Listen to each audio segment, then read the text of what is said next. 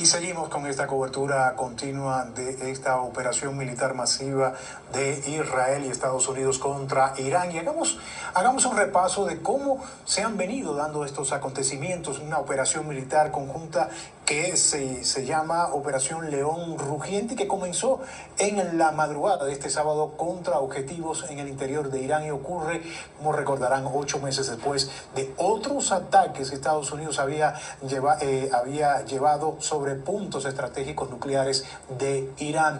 Luego de los primeros ataques, el primer ministro de Israel, Benjamin Netanyahu, y el presidente de Estados Unidos, Donald Trump, dieron por separado sendos mensajes anunciando esta operación militar y su objetivo. Trump describió esta campaña como masiva y continua y advirtió que podría haber pérdidas de vidas estadounidenses y pedía un cambio de régimen e instaba a los iraníes a tomar el control de su gobierno, mientras que el primer ministro israelí afirmaba que el líder supremo habría muerto en estos ataques conjuntos. Pero bueno, para seguir analizando este tema, justamente voy a Nueva York. Ahí está el analista y experto en temas internacionales, Robert Valencia. Robert, un gusto de nuevo verte por acá.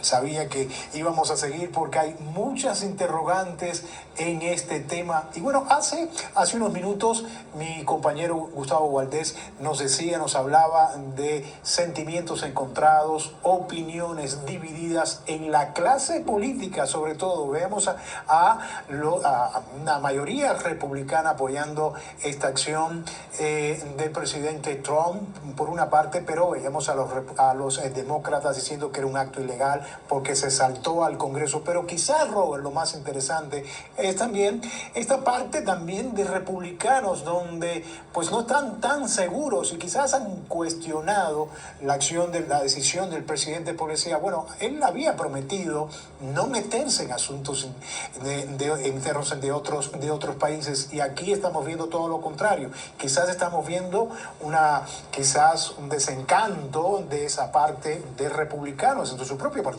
Robert.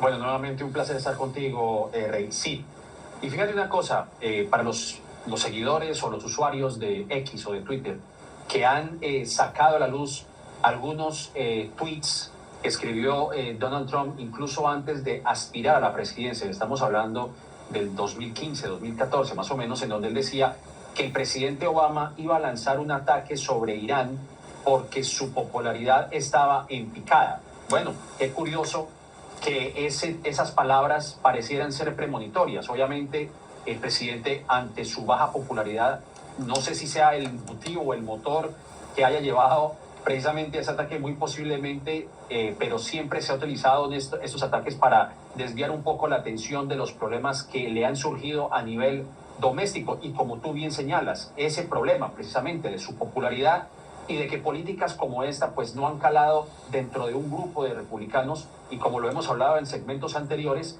pues el hecho de que hay una cruzada bipartidista, principalmente Thomas Massie y Ro Khanna, son estos congresistas republicano y demócrata respectivamente, que quieren lanzar nuevamente estas salvaguardas para prevenir que el presidente, o frenar un poco las acciones del presidente ante acciones como esta. Pero obviamente las reacciones son mixtas y todo tiene que ver con el hecho de que estas acciones se dirán, pues como lo hemos hablado, podría desencadenar en algo serio por tres motivos, para ponerlo así muy resumidamente. Primero, el hecho de que un ataque aéreo no disuade o no puede ser persuadible ante un cambio de régimen. Hay que también anunciar que Irán pues cuenta con una economía muy debilitada, una corrupción rampante, una inflación del 70%, una moneda devaluada, y en donde muy posiblemente, Rey, y esto es algo que también señalan algunos expertos, la preocupación de que ante la ausencia de un régimen, que hay que decir además que mientras Israel y Estados Unidos confirman, o por lo menos señalan, la muerte del ayatolá, Irán dice que todavía está vivo y está al comando. Obviamente hay esa disputa en esas dos informaciones, pero en el caso de que efectivamente el ayatolá haya fallecido, pues ahora no podría surgir este adormecido digamos, estas rencillas entre grupos étnicos. Y esa combinación de tres cosas podría llevar a cabo o desencadenar una situación aún más delicada en Irán. Por eso esta preocupación y esta incertidumbre de lo que puede pasar. Obviamente uno quiere pensar con el deseo y ojalá decir que esta acción podría llevar a bien en Irán, pero como tú y ya lo han señalado también otros expertos en tu espacio, las cosas incluso podrían empeorar antes de mejorar. En términos políticos y con tu experiencia, porque tú estás allá, fortalece, debilita al presidente y por supuesto todo pasa por las elecciones intermedias de noviembre. Sí, evidentemente pues, se pueden pintar aquí muchísimos escenarios, Rey. Obviamente a quien se le pregunte, los republicanos, más del 50% apoyan una intervención en Irán, obviamente más del 70%, y esto una encuesta realizada por U.gov señalaba que no estaban de acuerdo con una intervención en Irán. Sí, muchos de los estadounidenses creen que un cambio de régimen, o por lo menos la destitución del ayatolá, era o es necesario en Irán, porque, como lo hemos dicho también anteriormente, nadie llora la muerte de una persona o de un dictador o de un régimen que oprime a su pueblo.